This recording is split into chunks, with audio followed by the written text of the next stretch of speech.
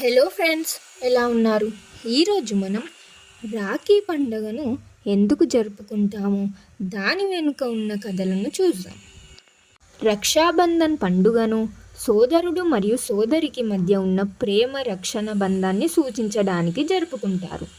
ఈ పండుగ హిందూ సంస్కృతిలో ముఖ్యమైనది మరియు రాఖీ పండుగ అని కూడా పిలుస్తారు.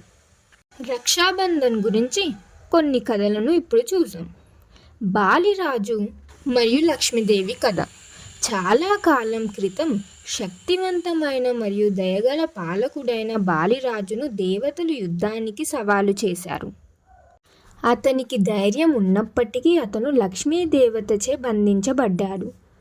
ఆమె అతని మణికట్టు చుట్టూ పవిత్రమైన దారం రాఖీని కట్టింది.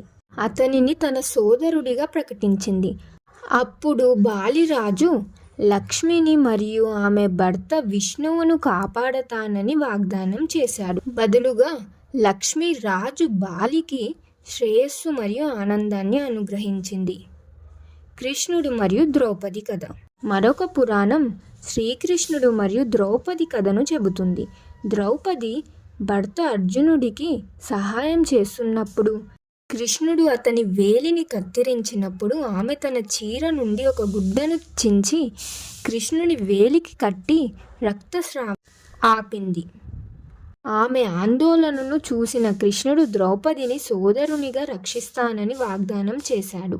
తరువాత ద్రౌపది కౌరవులచే అవమానించబడినప్పుడు కృష్ణుడు తన వాగ్దానాన్ని నెరవేర్చి ఆమెను రక్షించడానికి వచ్చాడు. రాణి కర్ణావతి మరియు హుమాయూన్.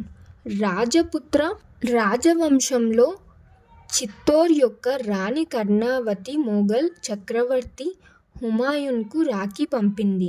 హుమాయూన్ ఈ రాఖీని స్వీకరించి రాణి కర్ణావతిని మరియు ఆమె రాజ్యాన్ని రక్షించడానికి తన సైన్యాన్ని పంపాడు.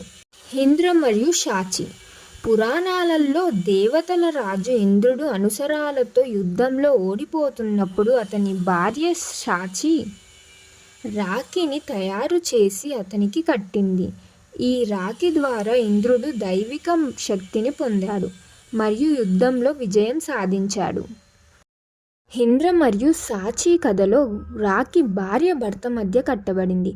ఈ కథలోని ప్రధాన సందేశం రక్షణ మరియు ప్రేమ గురించి, ప్రత్యేకించి భర్త పట్ల భార్య యొక్క శ్రద్ధ మరియు ప్రధానాలను సూచిస్తుంది. అసలు రాఖీ పండుగ సోదరులు మరియు సోదరీమణుల మధ్య కట్టబడే అనుబంధాన్ని ప్రతిబింబిస్తుంది. భక్తి, ప్రేమ మరియు రక్షణకు సంబంధించిన మరిన్ని కథలు కూడా ఉన్నాయి. ఒక ప్రసిద్ధ కథలో రాణి కర్ణావతి చిత్తోర్ యొక్క రక్షణ కోసం హుమాయూన్ను రాఖీ పంపింది. హుమాయూన్ను తాను సోదరుడిగా భావించింది, అందుకే రాఖీని పంపింది. యమ మరియు యమున. యమధర్మరాజు మరియు అతని సోదరి యమున కథ కూడా ప్రాచుర్యంలో ఉంది. యమున తన అన్న యముడికి రాఖీ కట్టిన తర్వాత యముడు యమునకు రక్షణగా సుమారు సంవత్సరానికి ఒకసారి తనను కలవడానికి వచ్చాడు. ఈ పండుగలో సోదరులు తమ సోదరులకు చెయ్యి మీద రాఖీ కట్టి వారి భద్రత మరియు సంతోషం కోసం ప్రార్థిస్తారు. సోదరులు తమ సోదరులకు రక్షణ మరియు ప్రేమను వాగ్దానం చేస్తారు. ఇలా రాఖీ పండుగ సోదరులు మరియు సోదరీమణుల మధ్య మాత్రమే కాకుండా వివిధ సందర్భాల్లో రక్షణ మరియు ప్రేమ యొక్క సంకేతంగా ఉపయోగపడింది. ఇప్పుడు మనం చెప్పుకున్న కథలు రక్షాబంధన్ యొక్క ప్రాముఖ్యతను తెలుపుతాయి. పవిత్రమైన దారం రాఖీ రక్షణ మరియు సంరక్షణను సూచిస్తుంది. పరస్పర వాగ్దానాల ద్వారా తోబుట్టువుల మధ్య బంధం బలపడుతుంది. ఈ పండుగ అన్నదమ్ముల మధ్య నిస్వార్థ ప్రేమను మరియు ఆప్యాయతను జరుపుకుంటుంది. ఈ కథలు తరతరాలుగా అందించబడుతున్నాయి.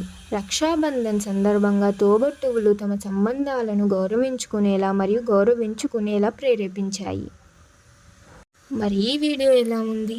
నచ్చిందా? నచ్చితే ఎలా ఉంది అనేది కామెంట్ చేయండి మరియు లైక్ చేయండి, షేర్ చేయండి, సబ్స్క్రైబ్ చేయండి. మరొక వీడియోలో మళ్ళీ కలుసుకుందాం. Thank you for watching.